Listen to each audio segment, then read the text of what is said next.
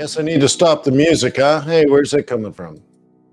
All right, here it is. Found it. All right, good morning, everybody. Welcome to QuantBox Live. It's approximately 6:30 in the morning. Oh, 6:32 a.m. on Wall Street. It's time to get our macro on, where we uncover the best fundamental opportunities across the global markets, stock markets, commodities, currencies, and a whole bunch more. My name is Wayne McDonald. I'm the founder, but I'm also a Harvard-educated economist. I love macroeconomics because I'm also a trader, which means I need trends, and trends come from the macroeconomic conditions, and then central banks adjust to to address those macroeconomic conditions, and so money starts to flow around the world, and that's what we trade. If you're watching this on YouTube, you're watching it many hours delayed. Why don't you swing on by quantbox.co, take a trial, see if you like it. It's less than $8, bro. Look at all the pretty colors. You know you want it. That being said, let's get on with it. Let me remind you that trading is risky, not appropriate for everyone. Your past performance, good or bad, is not necessarily indicative of future results. Please stay small, stay humble, focus on the long term. Never risk money, cannot afford to lose. Johnny says, why can I not hear anything? I think the sound is okay, right? I think so. Yeah. Yeah. Yeah. Sorry, Johnny. All right. So, welcome to the dashboard. So, the last video that was updated was Wednesday, July 5th. So, it must be Thursday today. Thursday. Awesome. Weekly jobless claims tomorrow, non farm payrolls. Yeah. Hey, by the way, if you're new to this whole thing called QuantBox, the way to get into the live meetings is you just click on QB Live at the top, and then you click on the live strategy webinar room, and it takes you right in. You can ask questions and turn your cameras on and smile at everybody. So very good. Hopefully I see you soon. Let's log into the database and see what's going on in the world. I know that pound dollar's up, huh? Holy smokes. A bunch of things are up. Some things are down. Oh, wrong one. QuantBox, try it again. Oh, it's switching me out. I'm in a wrong browser. Let's change my browser setting. Oh, let's try that. Sorry. Got to have a matching browser session. Okay, try it now. There we go. If you ever run into a problem like that, that's what it is your browser is logged into the wrong Gmail account. So that's how easily that can be fixed. You have to be logged into the right thing. Remember, we're logging into the Google Cloud. Your Hotmail ain't going to cut it. All right. So let's start with what should we start with? Well, let's jump into the big scatter plot, because this is what's happening now. Remember, when we look, let me just clarify. When we're looking at the top buys and top sells, what we're looking at are the big trends based on comparative analysis of macroeconomic data. How's the UK doing versus Australia? That's in general. That's based on their their economic conditions. Is money flowing toward Australia? Is it flowing away? Is it flowing toward the UK? Is it flowing away? That's what we're looking at. That doesn't mean necessarily what's happening today or tomorrow. That's the trend, and this is the price action, if you will. So what we want to see is what's going on overnight. I'm assuming you look at this all the time. Okay, so let's then jump into or zoom into the scatter plot to see what's happening overnight. And again, everything in the top right hand corner is expected to go up. Everything in the bottom left hand corner is expected to go down. Everything in this quadrant and this quadrant is unexpected. Okay, against trend, out of position, if you will. Okay, so you see, like right away, the Japanese stock market is not up, but it has been going up. Okay, so anyway, so that's a big outlier. The German stock market down, the British stock market down. Okay, as expected. Bitcoin up as expected. Okay, South African rand versus the dollar. Okay, that all of this is expected. So there's a lot going on that's um, as expected. But this seems to be a bigger change. Are they lining up with this? Yeah, maybe. Okay, remember, if you recall, 24 hours ago when we did this, we looked at the German and the UK stock markets in a downtrend, and the Japanese stock market basically at a triple top or something like that. And you're like, oh, is it losing momentum? Like, is it going to fail making our high? Well, so far the answer to that is yep. Okay. So now we got the Japanese stock market down, and then these two down. Um, U.S. stock market's done really well. Here's Dow and S&P 500. Okay, a little off today, but nothing compared to the rest of the world. So that almost makes the U.S. stock market an outlier, huh?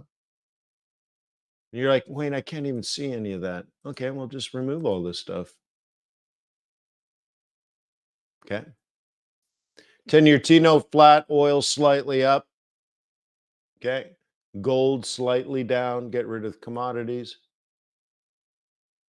Okay. Okay, so you can see Nasdaq, S&P 500, and Dow all just slightly down. But I'm wondering if there's going to be a situation soon where they drop like the rest of the world. Think of it that way. The rest of the world is already in a downward move. So this is kind of interesting. Let's just put in major pairs. Okay, dollar weak, dollar weak, dollar weak, dollar, well, weakish. Okay, dollar weak, dollar weak, dollar weak. All right, I guess the dollar's weak today, huh? A little bit of support in the stock market, maybe.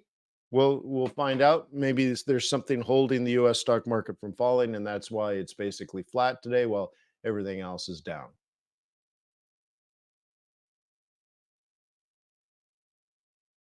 Okay, so we can go to the summary.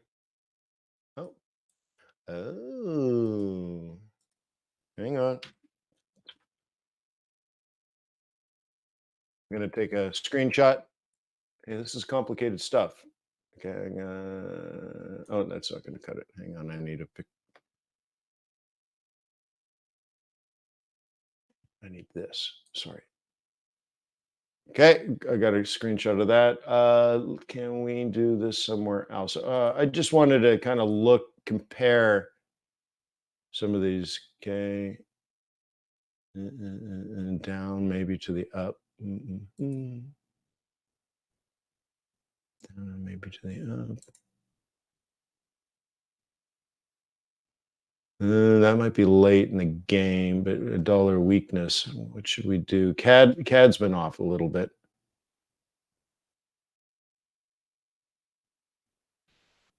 Do I want to buy that one? Do I really? Let's see.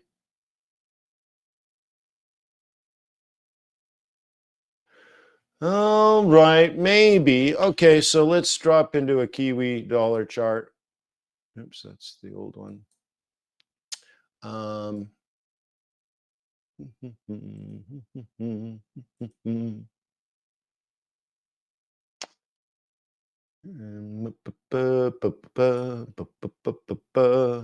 Kiwi dollar. All right, let's see where Kiwi is. Uh,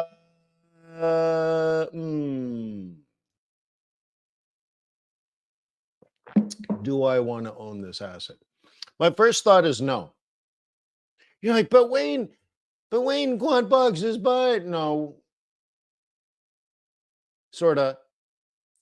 What it's saying is it's looking at economic conditions. It's not looking at the market. You're a market participant buying and selling. Okay.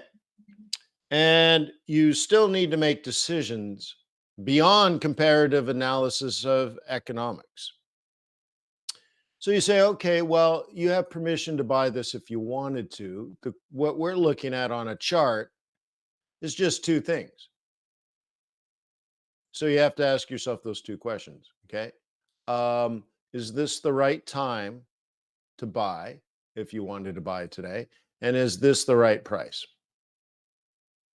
So my first thought is I look at this and I see that it's still mostly bearish.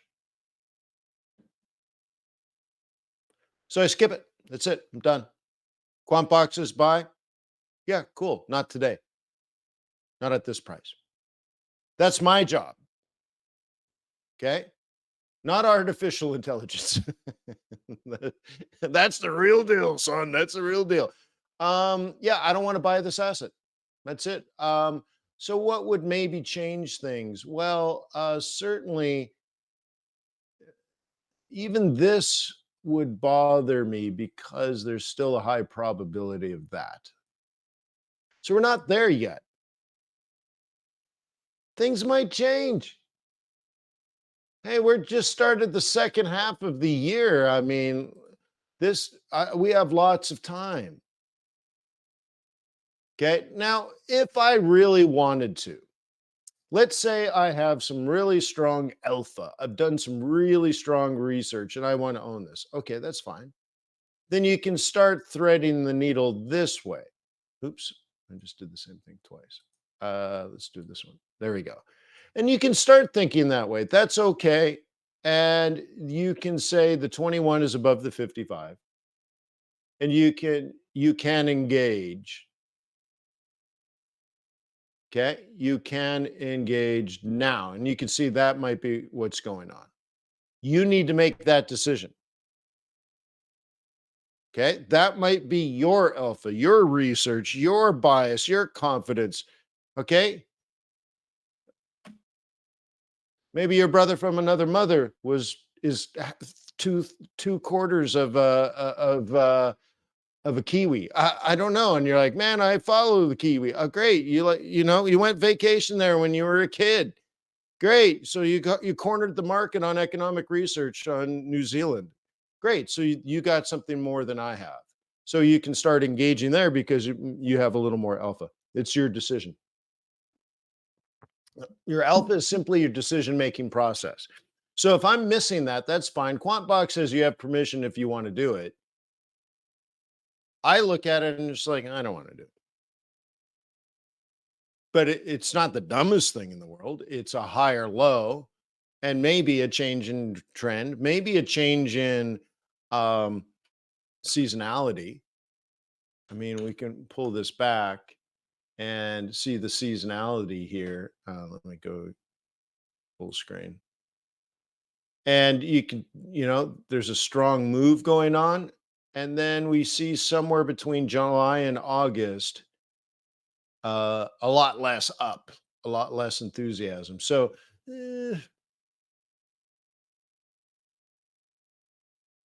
okay, like maybe, but you can see how big that the move is, just that recent move, how big it is relative to, scale. If you were to scale it, um, yeah, it's a pretty big move. The fact from May to June to July that Kiwi dollar is up is not surprising at all based on historic norms. That's what seasonality is. But relatively, it's up a lot, huh? Quite a recovery.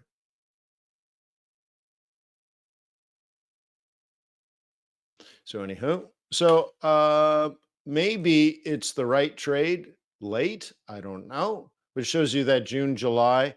Um, Maybe it heads up to the higher level and then heads down. So we might have a scenario. And again, I don't know. I don't know the future, but you could plan something like this where you're working your way up this way. And then when you get to this top, okay, I guess I could do it in blue. Okay. Then you start thinking about that downward pressure we typically see in the second half of the third quarter.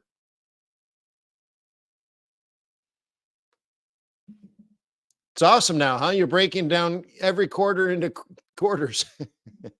Is that the third quarter of the third quarter or the second quarter of the third quarter? Okay, so anyways, yeah, you have permission to engage. I might take a pass. Anything else going on here that maybe? So I'm worried about this, and actually, I've been talking about this for a while. That this up move is coming to an end, huh? And now it's starting to smell like it. Okay,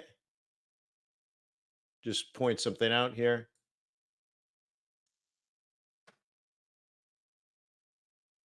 Okay, what does this mean? Well, we call this divergence, and all it means is even though that this USD yen had been going up, uh, MACD never made a higher high, and yet price obviously made a higher high.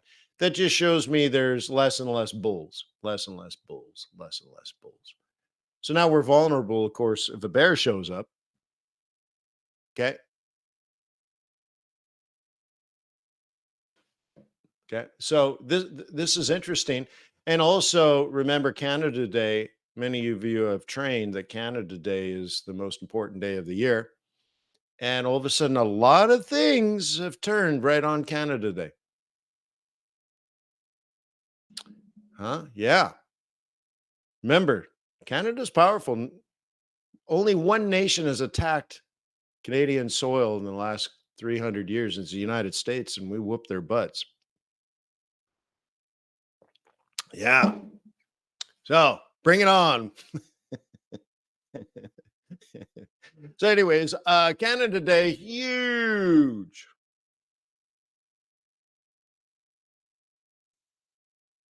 Yeah, you should see the Canadian Navy. We have a nice boat, man. It's huge. Bring it on.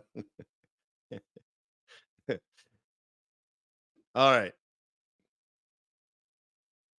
Maybe, I don't know. That's not in the cards yet, but I want you to look at it. Okay. Why do we want to look at it? Think about seasonality. Okay. That's fundamental. That is in QuantBox. Okay. Now, the second thing is you need to do your own due diligence through technical analysis. And what if you saw something like this forming or have been completed, and you suspected based on 20-year averages that this is a time and a place in which you would see reversal patterns? Would you place additional weight on the pattern? Yeah, it's meaningful.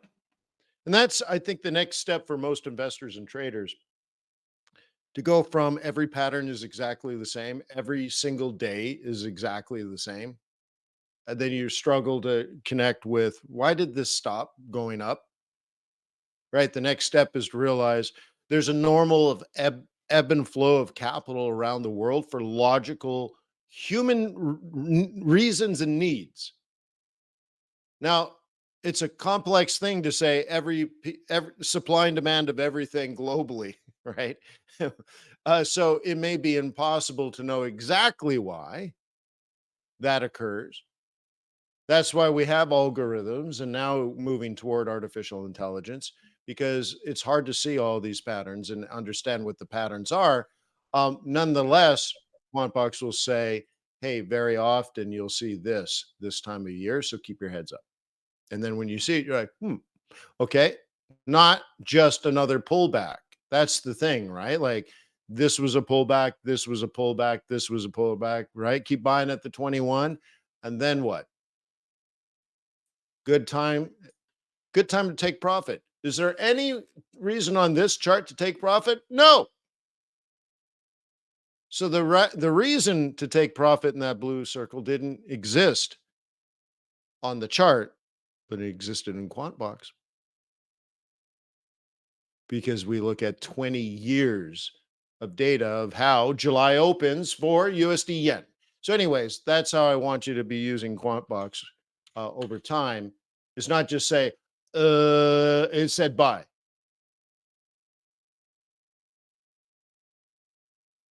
You got to be a little smarter than that. Okay. At least filter it using technical analysis. Okay. And even looking here, it looks great. I looked at it instantly and said, yeah, too early for me personally. Okay. And that's my alpha.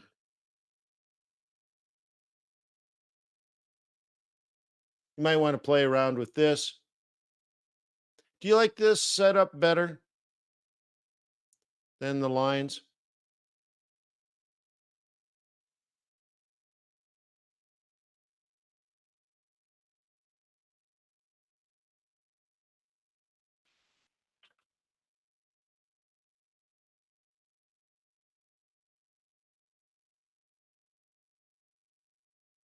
Okay.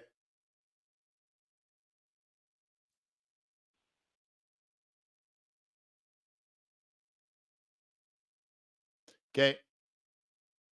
Here's sort of the norm, and here's where we are. Notice though that in August, this is already next month, on average over the 20 years and over 5 years, August is a negative number.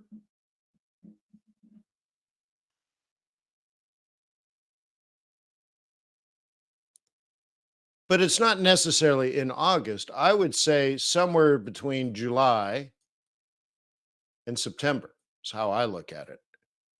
We will see on USDN a top, because remember this you know you can see usually up a little more, usually up a lot less. You see how that sort of June is just kind of a flat month normally. Well, we had more than a flat month this month, but then usually this asset actually comes down. Yeah, Jim, I go back and forth. Jim says the bar chart's a little hard to read. Um, but I think the lines are more confusing for most or many, or I don't know. I haven't found the right way of displaying the information. And I thought, because this still means up. Well, actually, if we're looking at the historic norms, this is up, this is slightly, this is up again, and then this is slightly up. So it looks like down, but no, they're all still up, right? Because imagine this, you're up a half a percent, then you're up a half a percent again, and then you're up a quarter percent.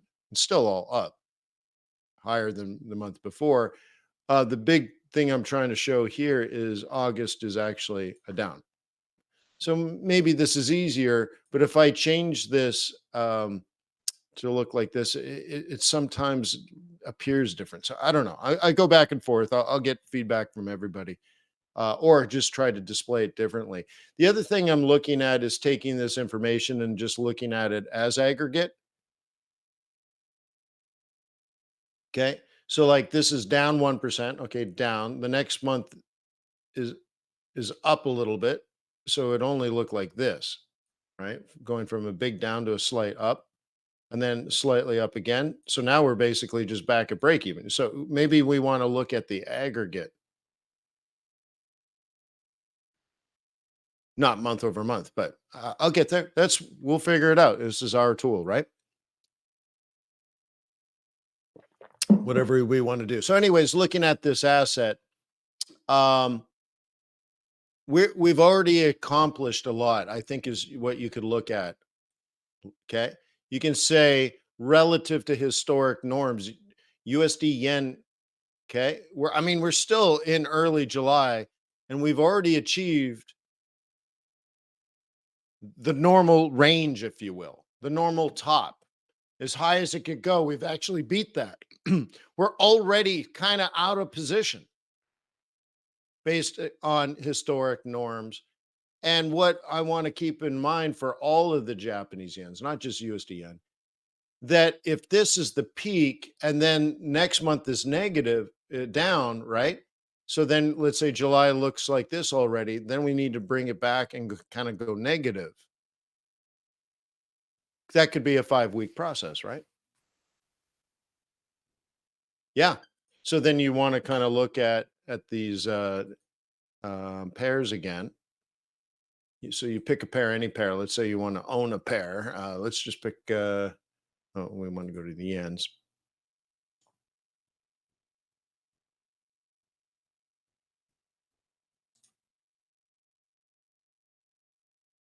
I guess CAD. And you might say, I could be worried about CAD.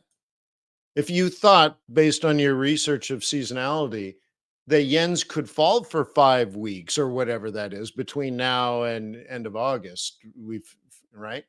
Would you be worried about this triple top on CAD yen? Yeah, you probably should be. Because what might happen is we drop to the 21, right? And then we drop to the 55, and then we drop somewhere down here, and then we reset sort of closer to September. That's what we're trying to figure out. So would this triple top have meaning if you knew, I'll make up a number. I don't know what the actual number is, but let's say 16 out of 20 years, somewhere in early July into August, this comes down. And you're looking at it as a triple top. You're like, should you take that top seriously? Yeah, probably. Do we know it's going to fall? No, this year is nothing like the 20 years ago. What are you talking about? We're facing a completely different world, right? You paid $2,000 for a 486 DX with a 14.4 modem. You're like, Wayne, I don't even know what that is. Well, the DX means it has a co-math processor. Anyways, yeah, yeah. It's it. It was a computer. Yeah. Did you know there was? Hey, kids, did you know there was a time in the world where you had an Apple or an IBM? An IBM simply meant not an Apple, and you're like, wait, IBM makes PCs? They used to, anyways. So yeah, should we care about that top? Yeah. Then you look at technical analysis and say, well, that 21 is really important support. Yeah. So you put two things together. If we were going to break that, it would come down, it would come down, it would come down, up, come down. And it doesn't mean yen pairs are going to collapse, but it does mean it's going to have trouble going up. Okay. So I'll leave that for you to think about and do research. You can go through seasonality to your heart's content. There's a lot of information there. So today, I believe we got jobless claims, and then what's that 10? Well,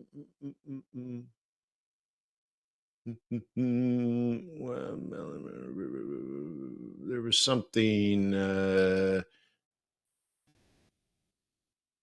What was it that I wanted to see at 10?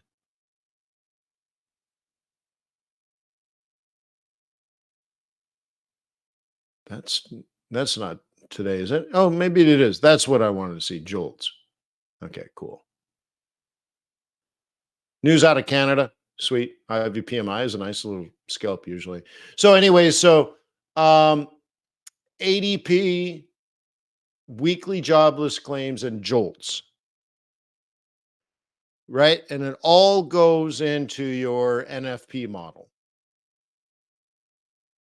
And which reminds me, I will be doing the Trade Non-Farm Payrolls live event at FX Street tomorrow on their YouTube channel or on their website. So one way or another, swing on by and register for that, and we can do all that together. But you take all those components and put it into your model.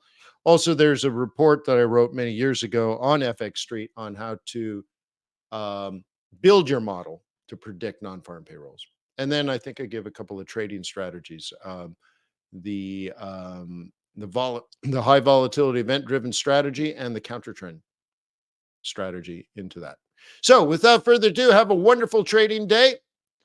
Peace on earth. May the pips be with you. May your profits be above average. I'll see you when I see you. Cheers.